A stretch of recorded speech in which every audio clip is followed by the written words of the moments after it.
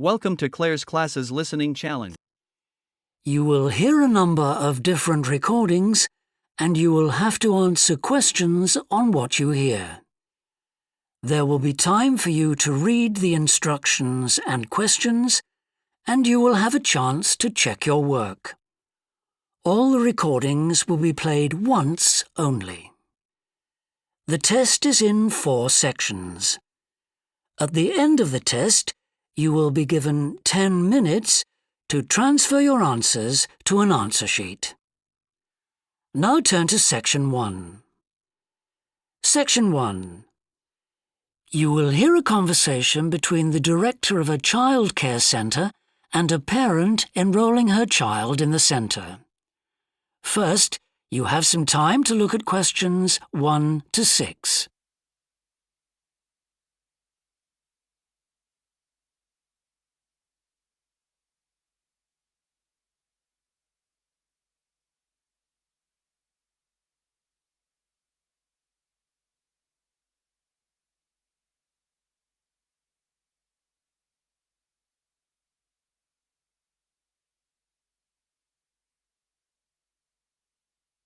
Now we shall begin. You should answer the questions as you listen, because you will not hear the recording a second time. Listen carefully and answer questions 1 to 6. Good morning.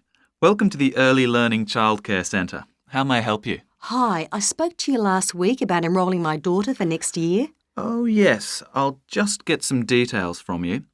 So, you're her mother? That's right. And can I have your name? It's Carol Smith.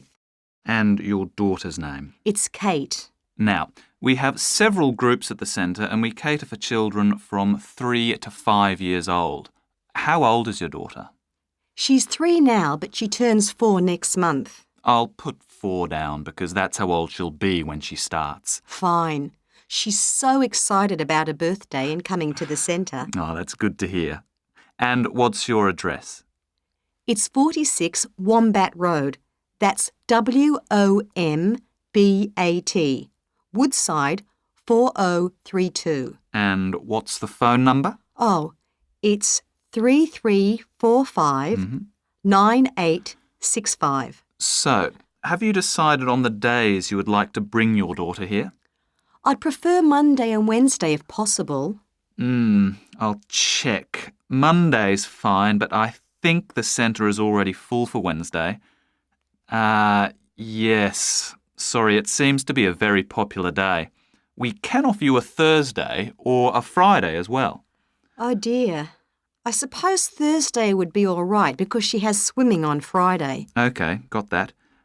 Because a lot of parents work, we do offer flexible start and finish times. We're open from 7:30 in the morning until 6 o'clock at night. What time would you like your daughter to start? I need to get to work in the city by 9, so I'll drop her off at 8:30. You're pretty close to the city here, so that should give me plenty of time to get there. That's fine. Now, we also need to decide which group she'll be in. We have 2 different groups and they're divided up according to age. There's the green group, which is for 3 to 4-year-olds, and then there's the red group, which is for 4 to 5-year-olds.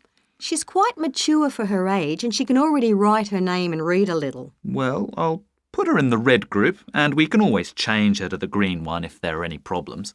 That sounds fine. OK, let's move on to meals. We can provide breakfast, lunch and dinner. As she's finishing pretty early, she won't need dinner. Will you give her breakfast before she comes? Yes, she'll only need lunch. Before you hear the rest of the conversation, you have some time to look at questions 7 to 10.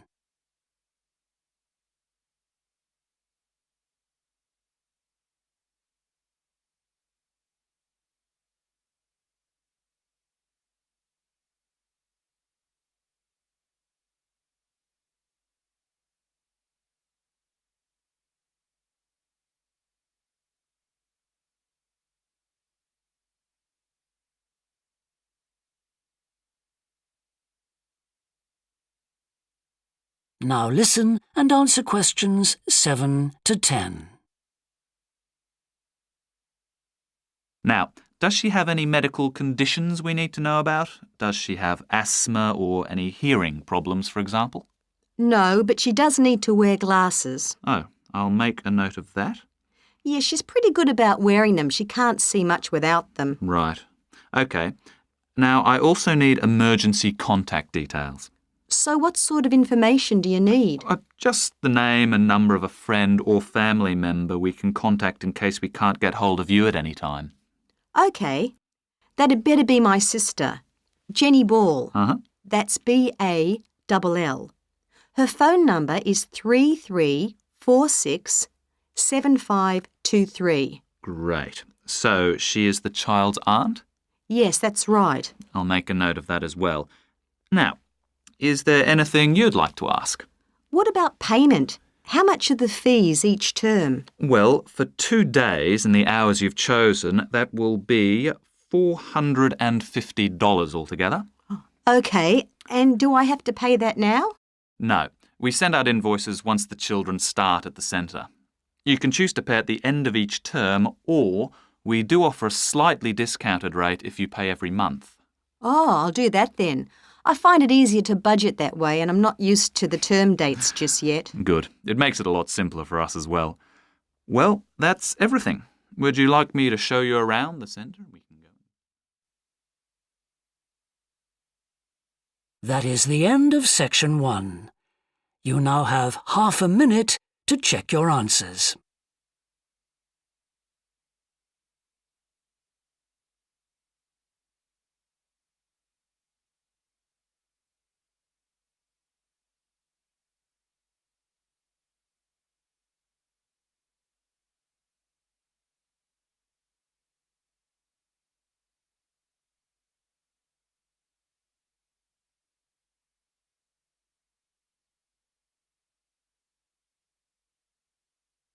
Now turn to section 2. Section 2. You will hear a woman called Alice Bustle talking on the radio about the Dolphin Conservation Trust, an organisation which tries to protect dolphins. First, you have some time to look at questions 11 to 15.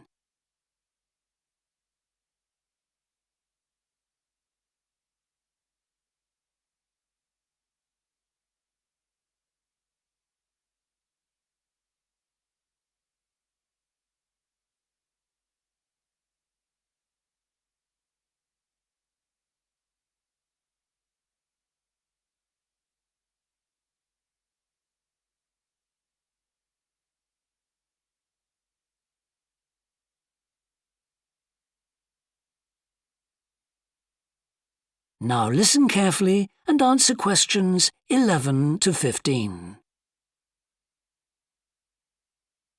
Today we're pleased to have on the show Alice Bustle from the Dolphin Conservation Trust.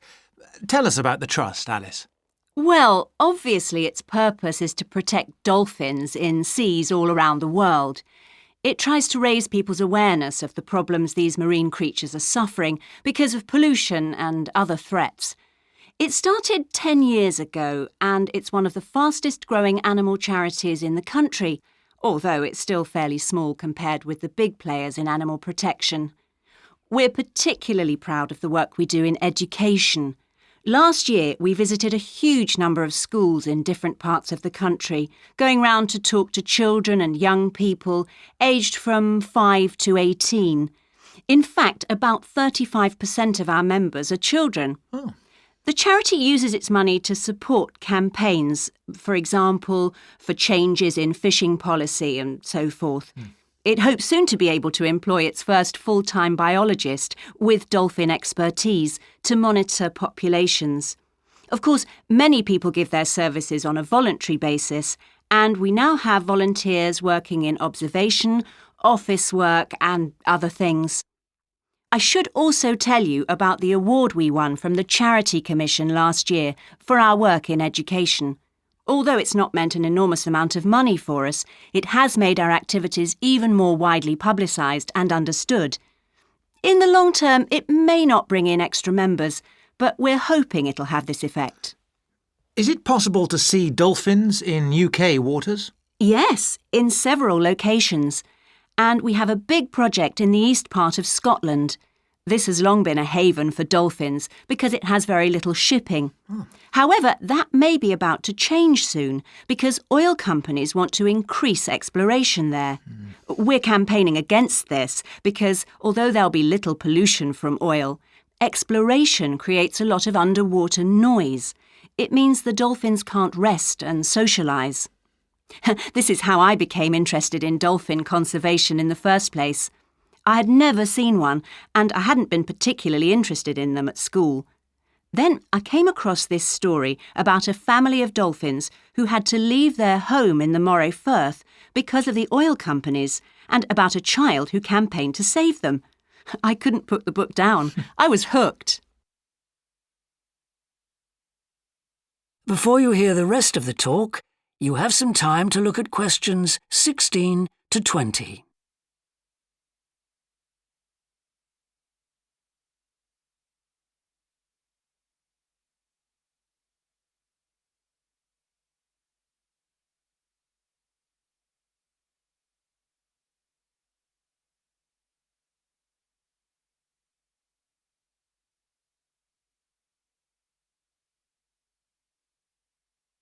Now listen and answer questions 16 to 20.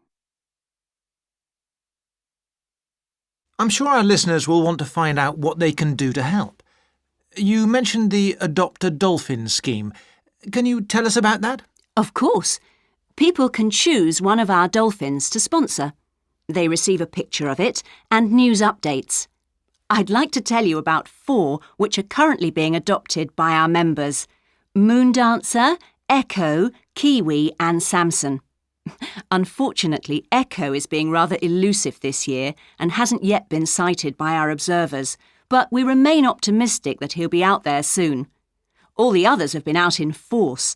Samson and Moondancer are often photographed together, but it's Kiwi who's our real character, as she seems to love coming up close for the cameras, and we've captured her on film hundreds of times.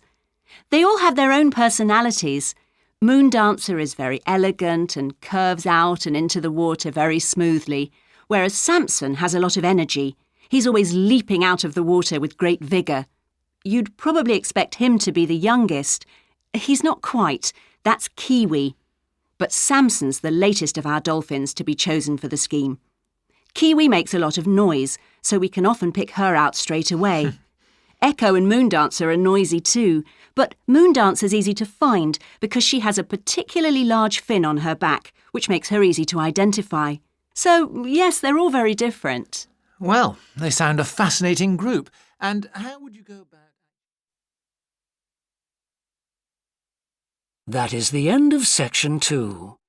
You now have half a minute to check your answers.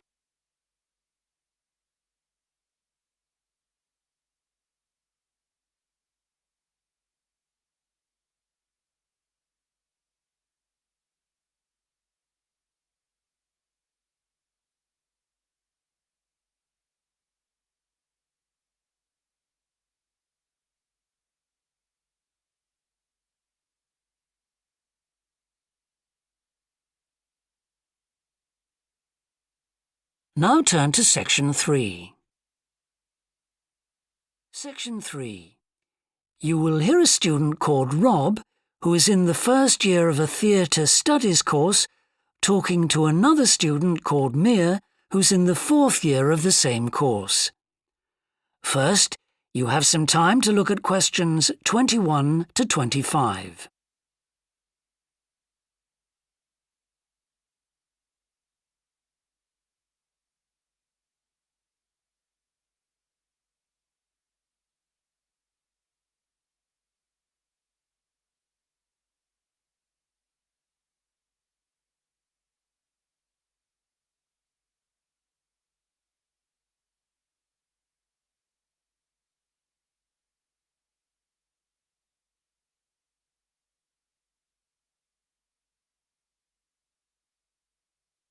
Now listen carefully and answer questions 21 to 25. Hi, Rob. How's the course going? Oh, hi, Mia. Yeah, great. I can't believe the first term's nearly over. I saw your group's performance last night at the student theatre. It was good. Really? Yeah, but now we have to write a report on the whole thing, an in-depth analysis. I don't know where to start. Like, I have to write about the role I played, the doctor, how I developed the character. Well, what was your starting point? My grandfather was a doctor before he retired, and I just based it on him. OK, but how? Did you talk to him about it? He must have all sorts of stories, but he never says much about his work, even now.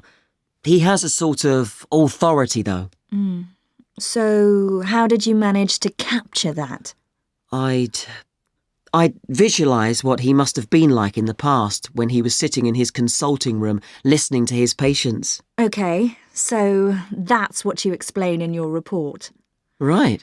Then there's the issue of atmosphere. So in the first scene, we needed to know how boring life was in the doctor's village in the 1950s. So when the curtain went up on the first scene in the waiting room, there was that long silence before anyone spoke.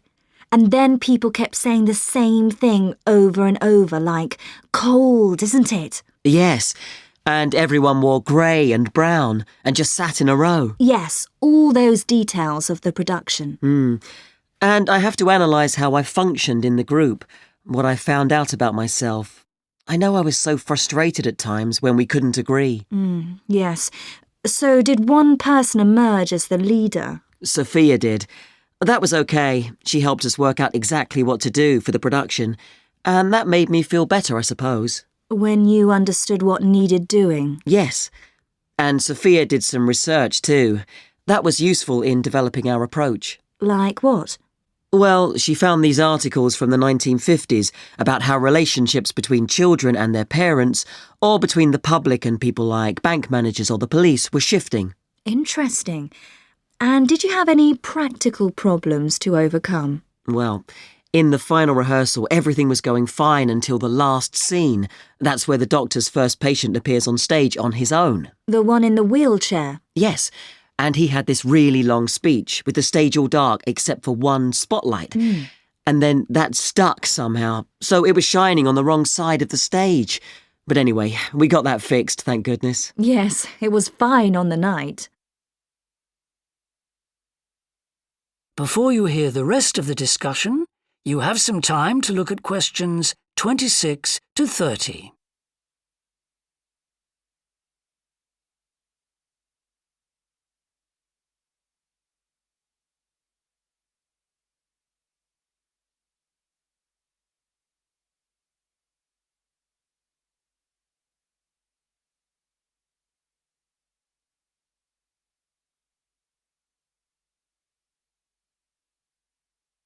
Now listen and answer questions 26 to 30.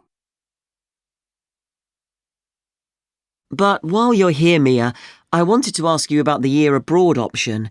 Would you recommend doing that? Yes, definitely. It's a fantastic chance to study in another country for a year. I think I'd like to do it, but it looks very competitive. There's only a limited number of places. Yes. So, next year, when you're in the second year of the course, you need to work really hard in all your theatre studies modules. Only students with good marks get places.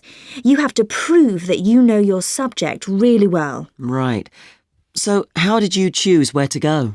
Well, I decided I wanted a programme that would fit in with what I wanted to do after I graduate. So I looked for a university with emphasis on acting rather than directing, for example. It depends on you.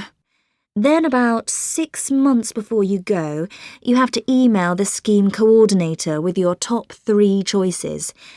I had a friend who missed the deadline and didn't get her first choice, so you do need to get a move on at that stage. You'll find that certain places are very popular with everyone. And don't you have to write a personal statement at that stage? Yes. Right. I'll get some of the final year students to give me some tips. Maybe see if I can read what they wrote. I think that's a very good idea. I don't mind showing you what I did. And while you're abroad, don't make the mistake I made. I got so involved I forgot all about making arrangements for when I came back here for the final year. Make sure you stay in touch so they know your choices for the optional modules. You don't want to miss out doing your preferred specialisms. Right. That is the end of section 3. You now have half a minute to check your answers.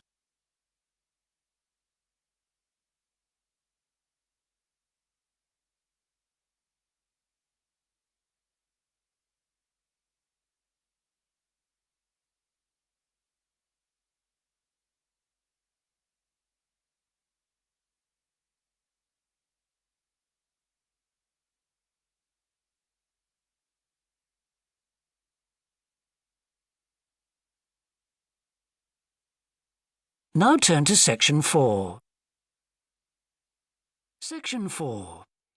You will hear part of a lecture about leadership introducing a theory called self-regulatory focus theory.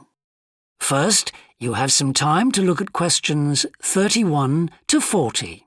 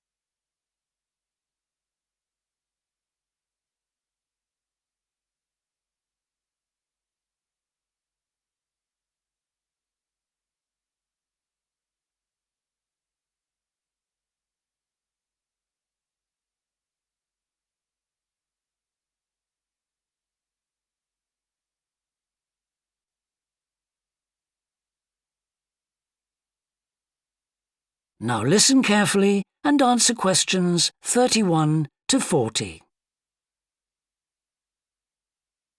Today, I want to talk about self-regulatory focus theory and how the actions of leaders can affect the way followers approach different situations.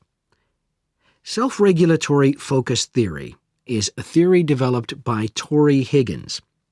He says that a person's focus at any given time is to either approach pleasure or avoid pain.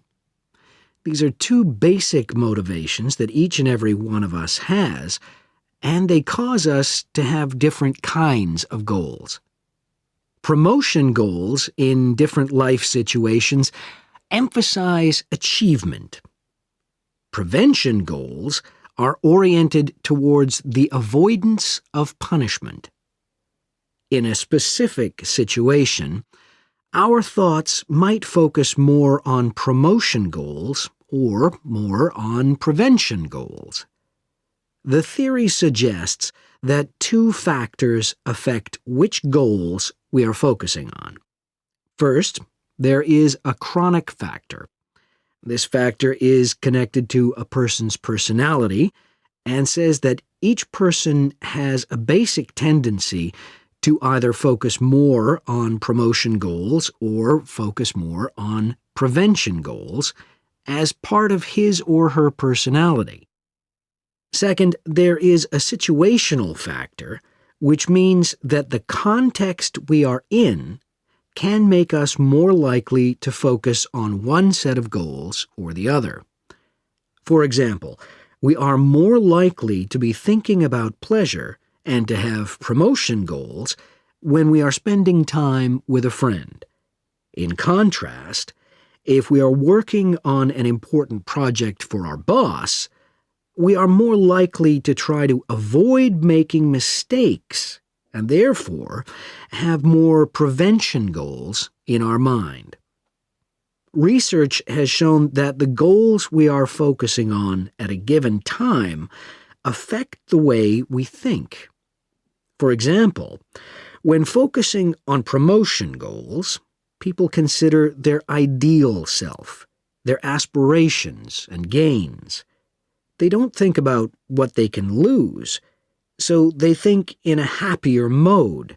They feel more inspired to change. When people are focusing on prevention goals, they think about their ought self. What are they supposed to be? What are people expecting from them? They consider their obligations to others. As a result, they experience more anxiety and try to avoid situations where they could lose.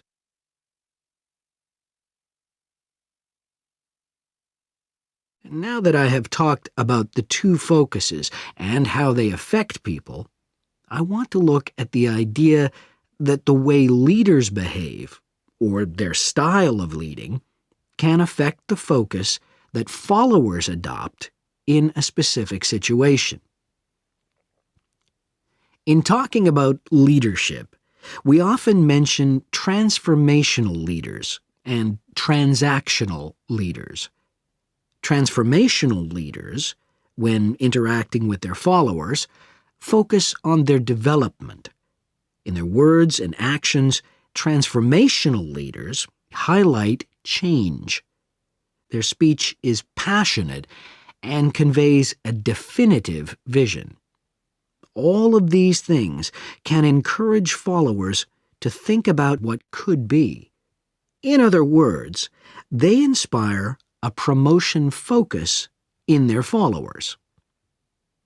In contrast, transactional leaders focus on developing clear structures that tell their followers exactly what is expected of them.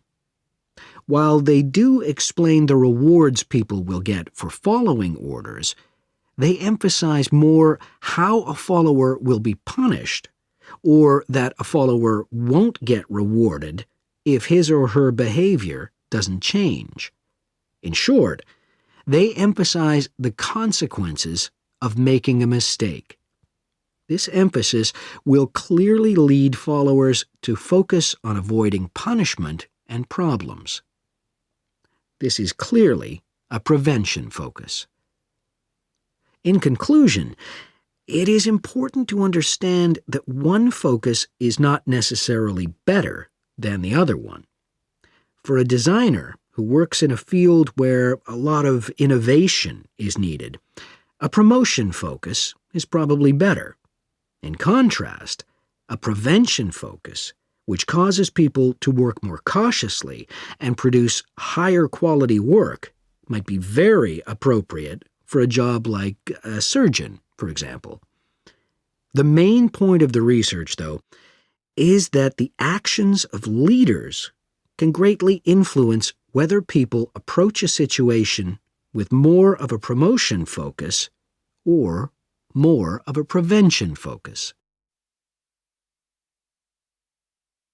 That is the end of section 4. You now have half a minute to check your answers.